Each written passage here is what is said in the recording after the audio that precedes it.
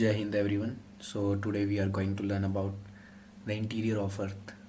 तो actually हम सब अर्थ पर रहते हैं and it is necessary for us to know what is inside the earth and how it is made and what are the components inside the earth.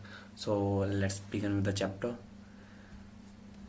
सबसे पहले अर्थ के इंटीरियर के बारे में हम पता कैसे कर सकते हैं. ठीक है, किसी भी चीज़ को जानना है तो उसके स्ट्रक्चर के बारे में हमें पता होना चाहिए. तो दैट्स वाई अर्थ के इंटीरियर के बारे में कैसे पता कर सकते हैं. हमारे पास कुछ एविडेंस होते हैं जो होते हैं direct evidence and some are indirect evidences. ठीक है, डायरेक्ट एविडेंस कौन से, लाइक हम एक गड्ढा खोद सकते हैं ज़मीन में. We can make a hole and like mining और drilling. These are direct sources जिससे हमें पता चलता है कि अर्थ के इंटीरियर में क्या है. बट हम बिल्कुल अर्थ के कोर तक ड्रिलिंग नहीं कर सकते. It is not possible. ठीक है, दैट्स वाई हम इनडायरेक्ट सोर्सेज पर ज़्यादा रिलाई करते हैं. और जो अर्थ आज तक का डीपेस्ट होल है वो भी सिर्फ 12 किलोमीटर तक ही बन पाया है, which is Kola super deep bore hole. And अब बात करें इनडायरेक्ट सोर्सेज की, तो पहला होता है हमारा seismology. Seismology is study of earthquake. We can say waves of earthquake which are body waves and P and S waves. ठीक है, तो हर चीज़ की काइंड ऑफ जैसे हमें ह्यूमन स्ट्रक्चर को देखना होता है अंदर से, तो we can't directly cut the body ना. अगर कोई लिविंग थिंग है तो हम उसकी बॉडी काट के उसके अंदर के स्ट्रक्चर नहीं जान सकते. That's why we have MRI machines and X rays ultrasounds. इसमें हम क्या करते हैं, जो वेव्स होते हैं ना उनको बॉडी में पास करते हैं एंड देन उनके बेसिस पे निकालते हैं कि अंदर क्या है उनके, किसी कोई जो पर्सन है वो बीमार है या नहीं है एंड उसके फिजिकल स्ट्रक्चर में क्या इशूज़ हैं एंड सब कुछ ठीक है या नहीं. ठीक है, और लाइक बॉन्स ब्रेक हो जाते हैं तो कहाँ पे डिसकॉन्टिन्यूटी है या फिर कहाँ पे ब्रेक्स हैं, क्रैक्स हैं. ये सारी चीज़ हम कैसे करते हैं, वेव्स को पास करते हैं and then we will get to know about the body. So P waves और एस वेव ये दो अर्थक्वेक की बॉडी वेव्स होती हैं. ठीक है, पी वेव जो होती है वो हमारी सॉलिड और लिक्विड दोनों से पास हो सकती है एंड जो एस वेव होती है वो हमारी सिर्फ और सिर्फ सॉलिड से पास हो सकती है, लिक्विड से पास नहीं हो सकती. जैसा कि आप सब यहाँ देख सकते हैं, ये है हमारी पी और एस वेव्स हैं. ओके, ये जो ब्लैक मार्क्स हैं ये वाली है हमारी एस वेव्स. एस वेव देखो यहाँ पे आई, ऊपर से यहाँ नीचे की तरफ आ रही हैं. ठीक है, बट ये जो लिक्विड है हमारा आउटर कोर जो होता है वो इज़ इन फॉर्म लिक्विड, वहाँ से पास नहीं हो पा रही बिकॉज पी एस वेव्स की ये प्रॉपर्टी होती है, they can't pass through solids. And the next one is meteorites. Earth का जो स्ट्रक्चर होता है ना, interior structure, which is it is similar to meteorites. Earth भी तो एक kind of meteorite, we can say that it is a large, but हमारा जो स्ट्रक्चर होता है अर्थ का और मीटोराइट्स का वो सेम होता है इंटरनल स्ट्रक्चर. ठीक है, तो लाइक कंपोजिशन उसकी सेम होती है, जो हमारी मीटोराइट्स पर पाए जाते हैं सेम अर्थ पर भी पाए जाते हैं कुछ. दैट्स वाई हम मीटोराइट्स की स्टडी करके अर्थ के बारे में कुछ हद तक जान सकते हैं. The other one is magnetism. Magnetism produce कैसे होता है, एक्चुअली मैग्नेटिज्म जो प्रोड्यूस होता है ना वो किसी भी बॉडी के कंपोजिशन के अकॉर्डिंग होता है कि उसके अंदर कौन से एलिमेंट्स पाए जाते हैं, कौन से नहीं हैं. अर्थ के अंदर भी हमारे नॉर्थ और साउथ पोल्स हैं, वो हमारे क्या इंडिकेट करते हैं कि अर्थ के पास मैग्नेटिक फील्ड है और वो किस वजह से है. इस चीज़ को हम स्टडी करते हुए अर्थ के गियर के बारे में जान सकते हैं. अर्थ का जो मैग्नेटिज्म होता है वो एक्चुअली में मेटेलिक आउटर कोर के बारे में, आउटर कोर से होता है. आउटर कोर जो होता है दैट वन एक्चुअली में ये मूव करते रहता है, इसके मोशन के कारण ही हमारे पोल्स क्रिएट होता है और मैग्नेटिज्म आता है अर्थ के अंदर. The next one is gravity and density. Actually जैसे हम एक जगह से दूसरी जगह जाते हैं ना तो हमें ग्रेविटी वेरी करती है from place to place. We can say minor variations आते हैं बट देर आर वेरिएशंस जिनके बेसिस पर हम पता कर सकते हैं कि अर्थ के अंदर कहाँ पे कौन से कंपोनेंट्स होंगे. ठीक है, we can predict that thing. The next one is हम अर्थ को दो पार्ट्स में डिवाइड कर सकते हैं. एक्चुअली दो टाइप से स्टडी कर सकते हैं. पहला है बेस्ड ऑन केमिकल कंपोजिशन, हम अर्थ के इंटीरियर के बारे में जान सकते हैं. And the next one is physical behaviour which is called rheology. ठीक है, तो जब हम केमिकल कंपोजिशन की बात करते हैं किसी भी चीज़ के रिगार्डिंग, तो हम क्या करते हैं उसके अंदर कौन से एलिमेंट्स पाए जाते हैं. ठीक है, उसके कॉम्पोजिशंस क्या क्या हैं या फिर वो किस चीज़ों से मिलके बना हुआ है. ठीक है, तो कॉम्पोजिशन के अकॉर्डिंग हमने अर्थ की जो लेयर्स हैं वो अर्थ को 3 लेयर्स में डिवाइड किया हुआ है इंटीरियर ऑफ. तो one is core, the other is mantle and the other is crust. जो अपर मोस्ट है वो हमारी क्रस्ट है, this one is crust. And the next one is mantle and the next one is core. ये हमने composition के according divide किए हुए हैं layers. And next one is physical behaviour. Physical behaviour like कोई हमारा सॉलिड है, लिक्विड है, रिगिड है, प्लास्टिक है, इनके बेसिस पर हमने अर्थ को कुछ लेयर्स में डिवाइड किया गया है, which are lithosphere, asthenosphere, mesosphere, outer core, and then last one is inner core. You can say as in the picture, the top one is lithosphere, then asthenosphere, then mesosphere, and then outer core, and the last one is inner core, which is the innermost layer of the earth on the basis of physical behavior. Next one is compositional layer. ठीक है, तो इसके अंदर हम क्या जानेंगे? compositional layer हमारी पहली कौन सी होती है? crust, which is the topmost layer. ये हमारी thinnest layer होती है in comparison to other two which are core and mantle. ठीक है, ये देखो, this one is crust. ठीक है, and this is mantle and this is core. अगर हम आगे जाके देखेंगे तो crust जो है ना, उसकी thickness बहुत कम है rather than other two layers. और जो हमारी कॉन्टिनेंटल क्रस्ट होती है, क्रस्ट भी एक्चुअली दो टाइप्स की होती है, पहली वन जो हम कॉन्टिनेंट्स के ऊपर होती है एंड दूसरी जो ओशियंस के नीचे होती है। ठीक है, तो continental crust is much thicker than the oceanic crust. Oceanic crust की हमारी जो थिकनेस होती है वो कहाँ से कहाँ तक होती है? 5 से 10 किलोमीटर के बीच में। एंड जो कॉन्टिनेंटल क्रस्ट होती है उसकी हमारी थिकनेस कितनी होती है? 20 से 70 किलोमीटर। ओके, एंड जो कॉन्टिनेंट क्रस्ट है ना हमारी, ये वो हमारी लेस डेंसर होती है in comparison to oceanic crust. ठीक है, तो ओशियनिक क्रस्ट की हमारी डेंसिटी होती है 3 ठीक है, 3 ग्राम पर centimetre cube is the density of oceanic crust and the 2.7 ग्राम पर centimetre cube is the density of continental crust. ठीक, और जो हमारी डिसकॉन्टिन्यूटी होती है या फिर हम कह सकते हैं कॉम्पोजिशन में चेंज आना, कॉम्पोजिशन कहाँ से चेंज हो रहा है उस पॉइंट को हम कह सकते हैं discontinuity. Kind of we have two lines, यहाँ पर हम नाम दे देते हैं, हमें सिलिकॉन मिल रहा है। ठीक है, सिलिकॉन और एल्यूमिनियम, एंड नेक्स्ट वन में हम कह देते हैं सिलिकॉन और मैग्नीशियम हमें मिल रहा है। तो ये जो पॉइंट है ना, ये जो लाइन है जहाँ से इनके कॉम्पोजिशन में वेरिएशन आना शुरू हुआ है, इस लाइन को हम कहते हैं पॉइंट ऑफ डिसकॉन्टिन्यूटी। एंड जो अपर मोस्ट लेयर होती है हमारी crust and then after that is mantle, उनके बीच में जो डिसकॉन्टिन्यूटी पॉइंट होता है ना, या फिर पॉइंट ऑफ डिसकॉन्टिन्यूटी होता है इन कंपोजिशन ऑब्वियसली, वो हमारा होता है मोह या फिर मोहरोबिक डिसकॉन्टिन्यूटी। ठीक है, ये जाके हमें आगे जाके याद रखना है। द नेक्स्ट वन इज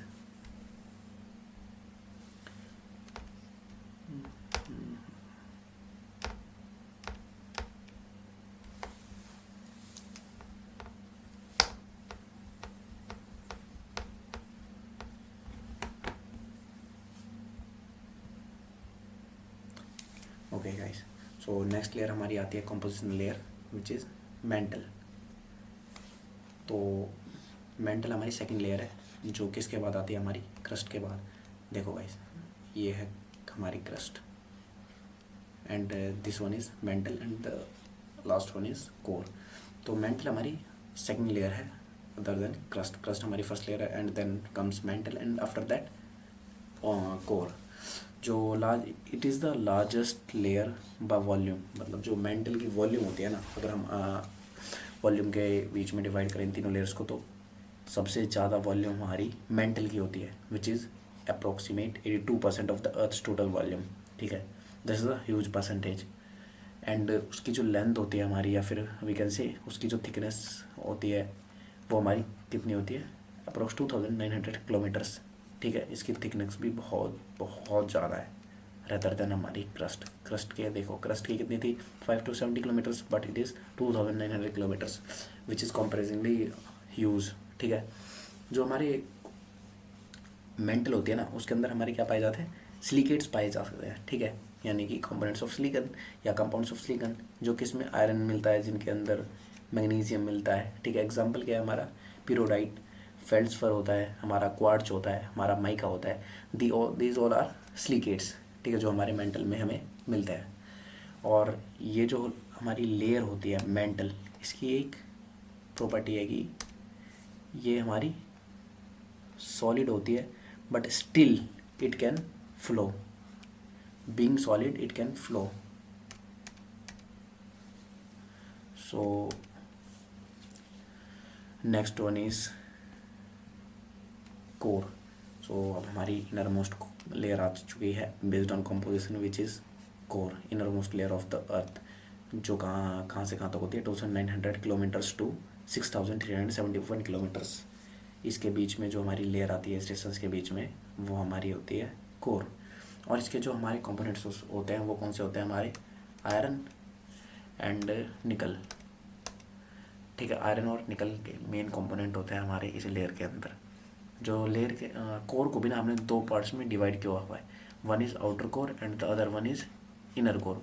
जो आउटर कोर होती है उसकी डेप्थ कहाँ से कहाँ तक होती है 2900 टू 5150 किलोमीटर्स. एंड जो इनर कोर होती है उसकी डेप्थ कितनी होती है 5150 टू ऑनवर्ड्स. ठीक है. और you know what is interesting, earth के पास जो हमारे पोल्स होता है, north pole and south pole, these are because of outer core. Outer core की वजह से ही हमारे अर्थ के पास पोल्स होता है. अर्थ के पास जो मैग्नेटिक फील्ड है which it is because of outer core, because outer core हमारी लिक्विड फॉर्म में होती है. ठीक है. एंड जब वो लिक्विड फ्लो करता है ना, तो उसके फ्लो के कारण हमारे अर्थ के अंदर मैग्नेटिक फील्ड्स जनरेट होती हैं, और इसी को हम नाम देते हैं डायनेमो इफेक्ट. एंड जो इनर कोर है हमारी, उसका टेम्परेचर बहुत ही ज़्यादा होता है विच इज़ 5700 डिग्री सेल्सियस. और ये टेम्परेचर किसके सिमिलर होता है, हमारा अर्थ का जो सन का जो सरफेस होता है ना, उसका टेम्परेचर एंड हमारी कोर का टेम्परेचर अप्रोक्सीमेट सेम होता है which is 5700 degree Celsius.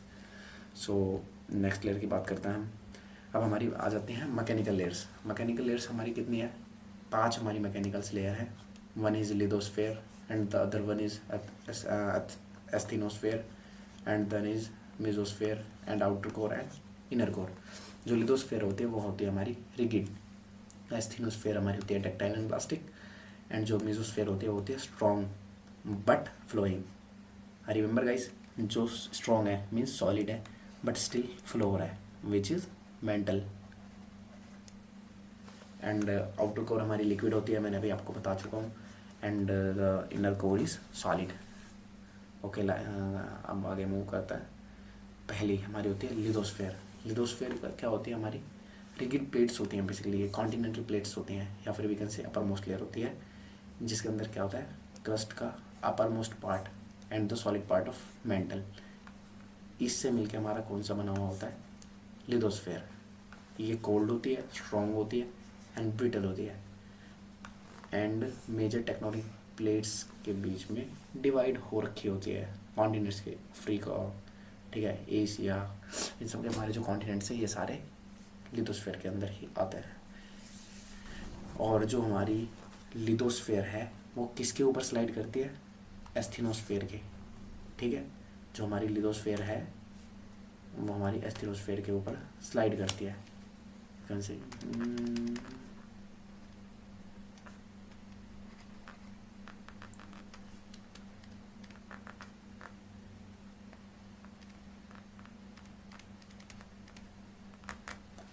It flows over asthenosphere.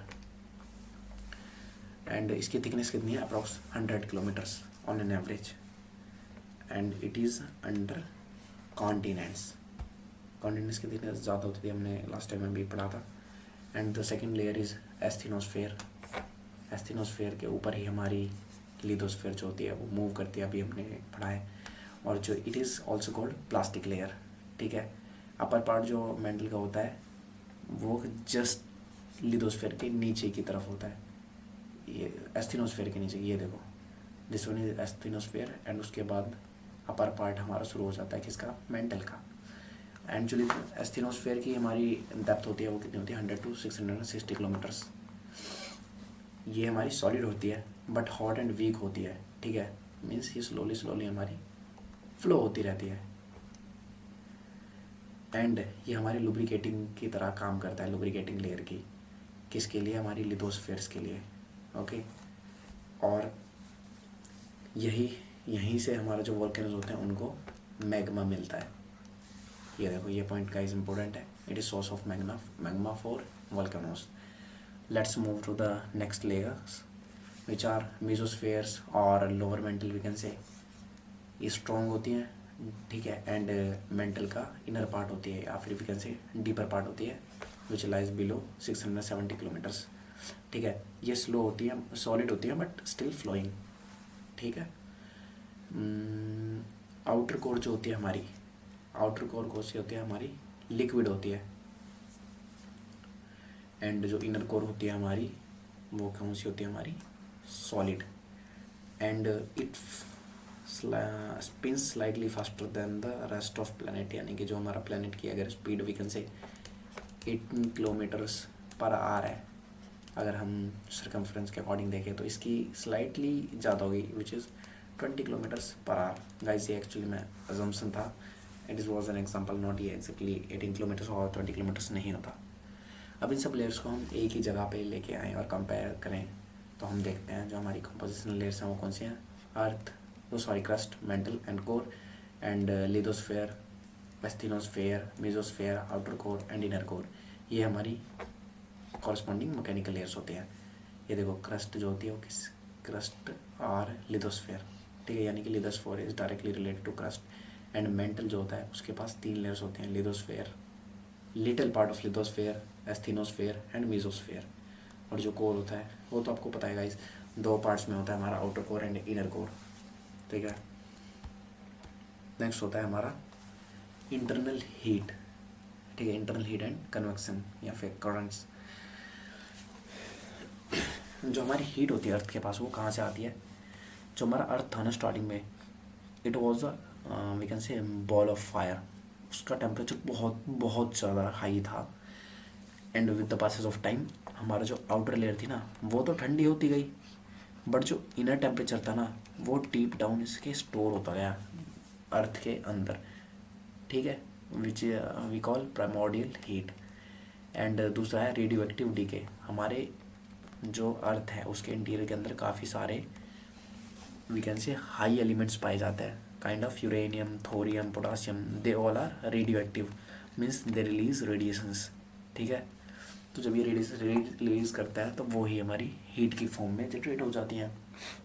ये कहाँ पे होता है हमारे मेंटल और क्रस्ट में. And the next one is mental convection. जो हमारी जो हीट होती है ना, इसी के कारण हमारा क्या होता है, यहाँ पर जो रॉक्स होते हैं ये ऊपर की तरफ मूव करने लगता है.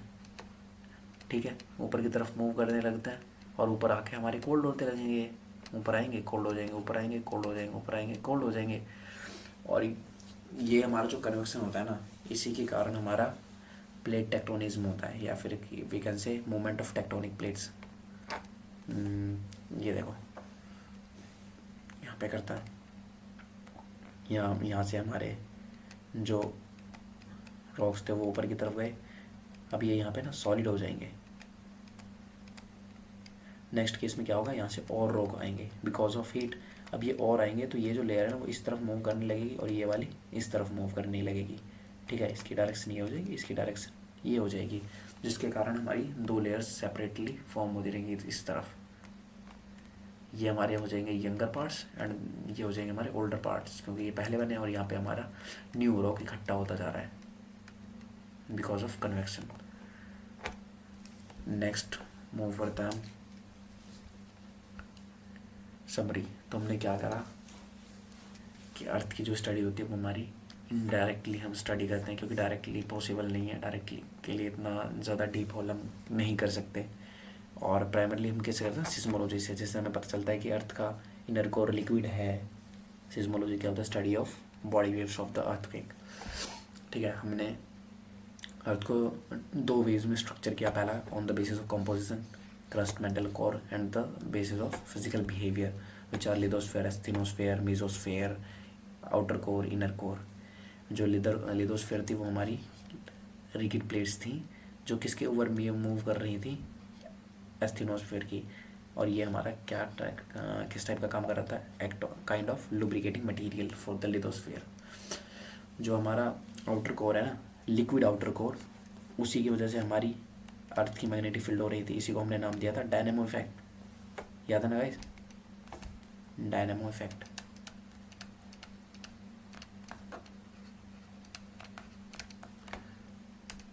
ये इंपॉर्टेंट पॉइंट है, ये याद रखना। और जो इंटरनल हीट है हमारी, उसी के कारण हमारे क्या होता है, मेंटल के अंदर जो कन्वेक्शन करंट्स होता है ना वो जनरेट होते हैं। अगर हीट नहीं होगी तो हमारा जो रॉक्स हैं वो मेल्ट हो गए या फिर एक्सपेंड हो गए, ऊपर की तरफ नहीं आएंगे और कोल्ड नहीं हो पाएंगे।